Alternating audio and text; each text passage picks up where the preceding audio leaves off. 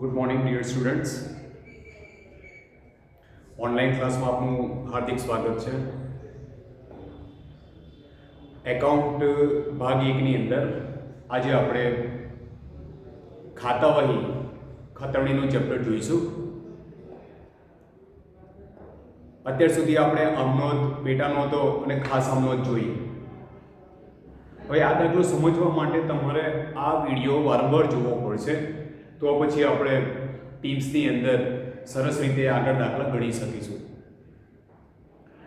અહીંયા આગળ મેં એક હાઇપોથેટિકલ યાની કાલ્પનિક રકમ લઈ અને આમનોંધ બનાવી છે. તો આ દાખલો કઈ રીતે ગણાશે, ખતવણી કઈ રીતે કરવી એ આપણે જોઈએ. તો પહેલું તો જોઈશું આપણે દાખલાઓમાં સ્વાધ્યાયની અંદર કે આપણને વ્યવહારો આપ્યા હશે, 7-8 વ્યવહારો હશે. એ વ્યવહારો પરથી આપણે પહેલાં આમનોંધ લખવાની. આમનોંધ લખ્યા પછી આ ટાઈપની ખાતાવહી બનાવીશું, જેમાં અલગ અલગ પ્રકારના ખાતા ખોલવામાં આવે છે. તો આમનોંધ આપણે જોઈએ કે એક વ્યવહાર એવો છે કે માલિક ₹50,000 ધંધામાં રોકડા લાવી ધંધો શરૂ કરે છે. અને બીજો વ્યવહાર મેં એવો લખ્યો છે કે ₹10,000નો માલ રોકડીથી ખરીદ્યો. કે આપણે જસ્ટ આ બે વ્યવહારો જોઈ એની ખતવણી કઈ રીતે થાય આ એક એક્ઝામ્પલ છે. તો પહેલું તો આમનોંધ લખવી પડે.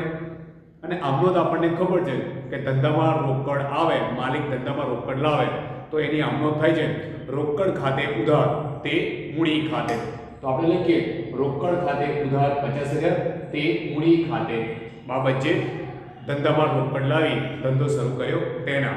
ઓકે, હવે બીજો વ્યવહાર છે કે માલિક એક્સેલ 10,000નો માલ રોકડેથી વેચ્યો, તો એની આપણે આમનોંધ લખીએ છે ખરીદ્યો. તો ખરીદ ખાતે ઉધાર, રોકડેથી માલ ખરીદ્યો, ખરીદ ખાતે ઉધાર 10,000 તે રોકડ ખાતે. તો મિત્રો આ રીતે આપણે સૌપ્રથમ આમનોંધો લખીએ છીએ. હવે આવી અસંખ્ય આમનોંધો નીચે લખી શકાય. જે વ્યવહારોમાં 7-8 વ્યવહાર હોય તો 7-8 આમનોંધો લખાશે.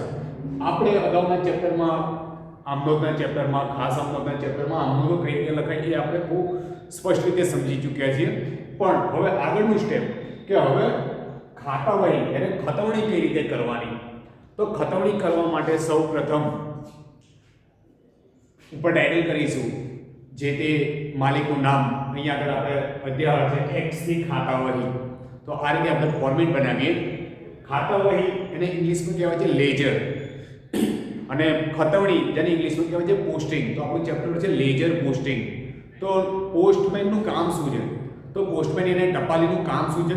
તો જે તે પોસ્ટ યાની જે તે ટપાલને જે તે સરનામાની અંદર જે સરનામા હોય એમાં આપણે સોર્ટિંગ કરી અલગ અલગ પાડી અને જે તે પોસ્ટ જે ટપાલ છે એને એ એડ્રેસ પર આપણે ડિલિવર કરીએ છીએ, મોકલીએ છીએ.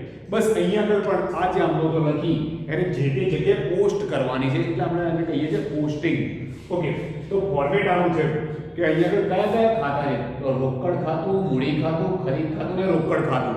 એને રોકડ બે વખત છે તો આપણે બે વખત ખાતા નહીં બનાવીએ, એક જ ખાતું બનાવીશું રોકડ. અને જનરલી આમાં વ્યવહારો વધારે હોય તો થોડું મોટું બનાવવાનું.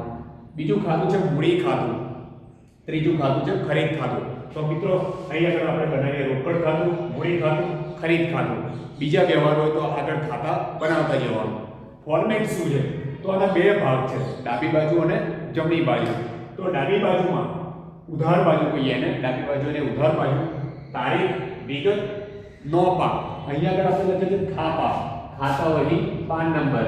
ઓકે, ખાતાવહી પાન નંબર. અને આ આમનોંધ આ ખાતાવહીમાં કયા પેજ ઉપર છે એ આપણે અહીંયા આગળ પેજ નંબર લખીએ છીએ. સેમ અહીંયા આગળ લખીએ છીએ નોંધણી પાન નંબર.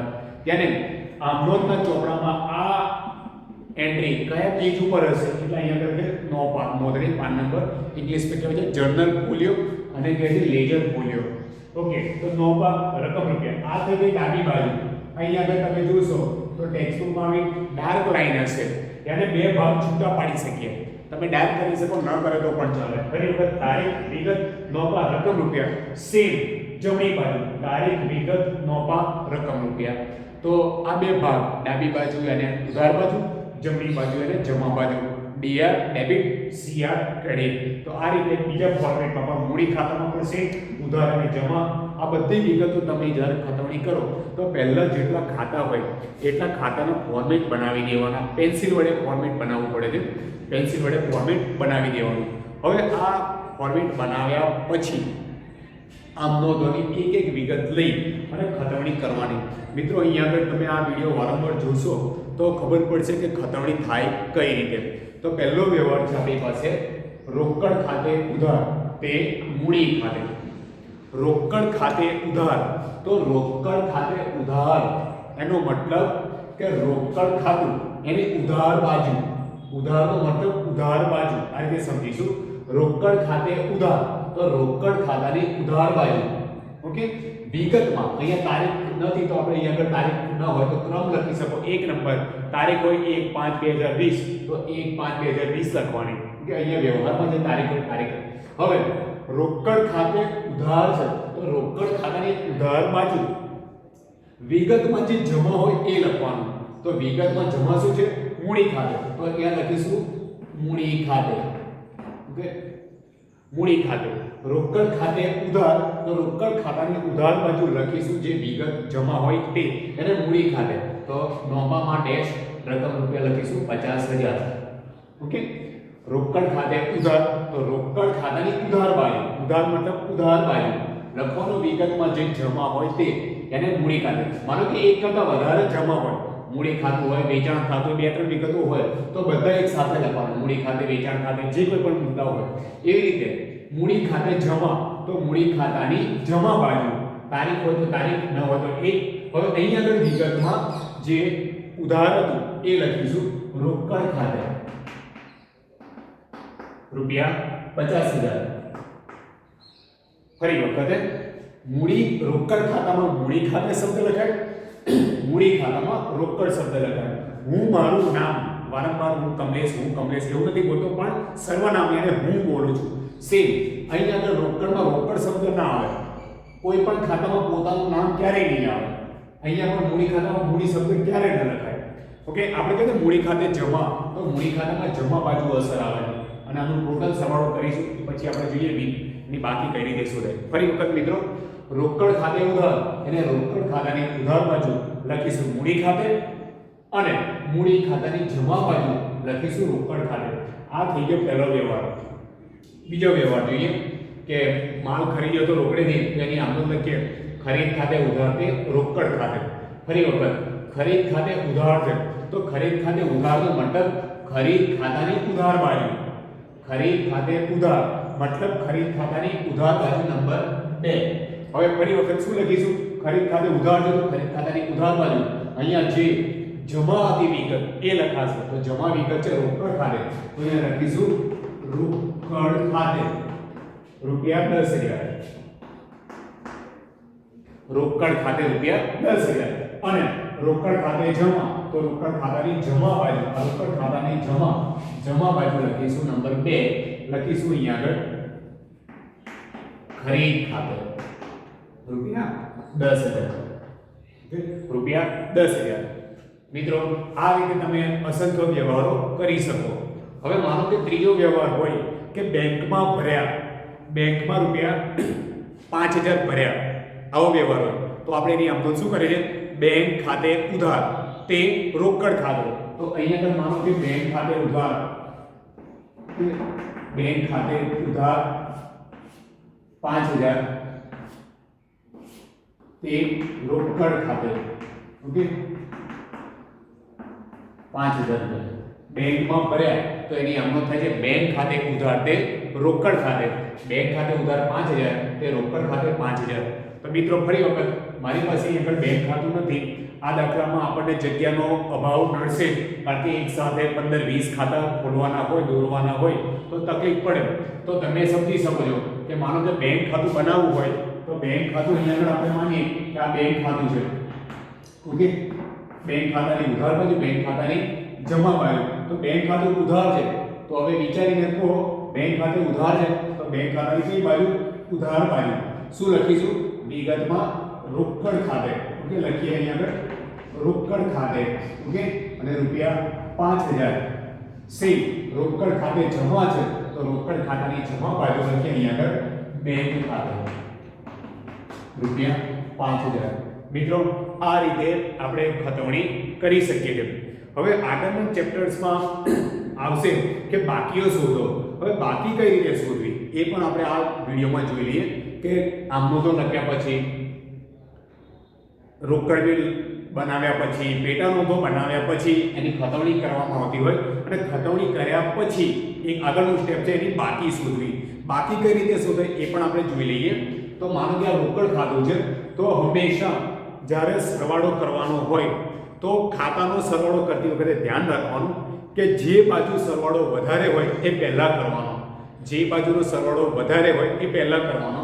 તો અહીંયા આગળ જુઓ 50000 છે અને આ બાજુ 10 ને 5 15000 છે તો સરવાળો અહીંયા આગળ વધારે તો અહીંયા આપણે સરવાળો કરીશું 50000 સેમ લાઈન સેમ કોલમમાં સરવાળો લઈ જવાનો 50000. જે લાઈનમાં સરવાળો કરો એ જ લાઈનમાં સામેની લાઈનમાં આપવો જોઈએ પરફેક્ટ સેમ લાઈનમાં. ઓકે 50000 નો સરવાળો જમા બાજુ લઈ ગયા. હવે આ 50000 માંથી 10 + 5 15000 રૂપિયા માઈનસ કરીએ તો 50 માંથી 15000 માઈનસ કર્યા તો તફાવત આવશે 35000 રૂપિયા.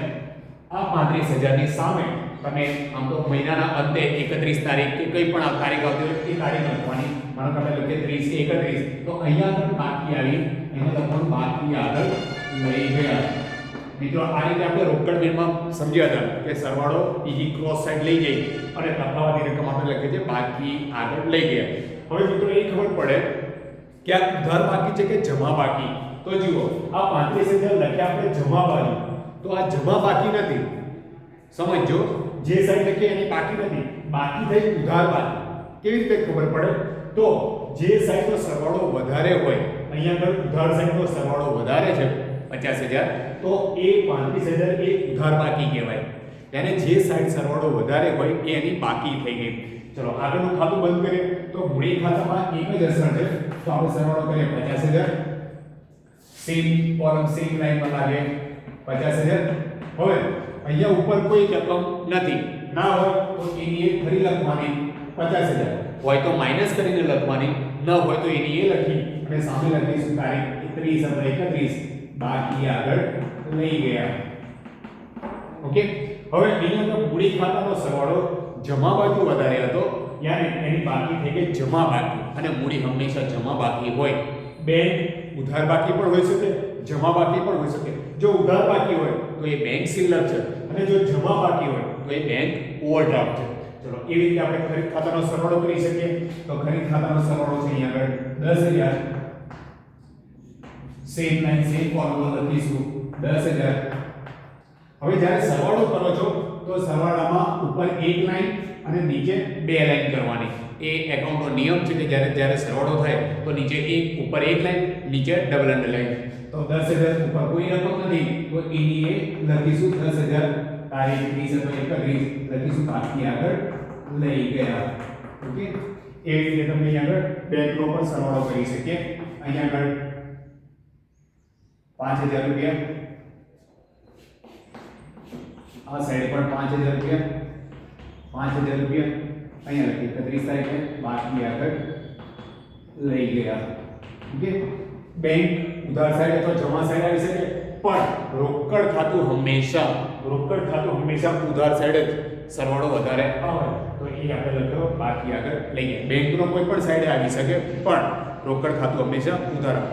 મિત્રો આપણે આ ચેપ્ટર ભણીશું તો આગળનું આપણને કાચું સરવૈયું સરળતાથી આવડશે અને કાચું સરવૈયું આવડી ગયું પરફેક્ટ એટલે આપણે વાર્ષિક હિસાબો બહુ સરળતાથી સમજી શકીશું. દરેક ચેપ્ટરમાં એક સ્ટેપ્સ હોય અને એ સ્ટેપ્સ અભ્યાસ કર્યા પછી જ આપણે આગળનું ચેપ્ટર સરળતાથી આવડે નહીં તો આપણને એકાઉન્ટમાં કોઈ ખબર પડશે નહીં. અહીં આગળ આ વિગતો તમે વારંવાર આ વિડીયો જોઈ અને અભ્યાસ કરજો કે કઈ રીતે ખતવણી થઈ શકે. ફરી વખત રોકડ ખાતે ઉધાર મૂડી ખાતે ને રોકડ ખાતાની ઉધાર બાજુ લખવાનું મૂડી ખાતાની જમા બાજુ લખવાનું રોકડ ખાતે.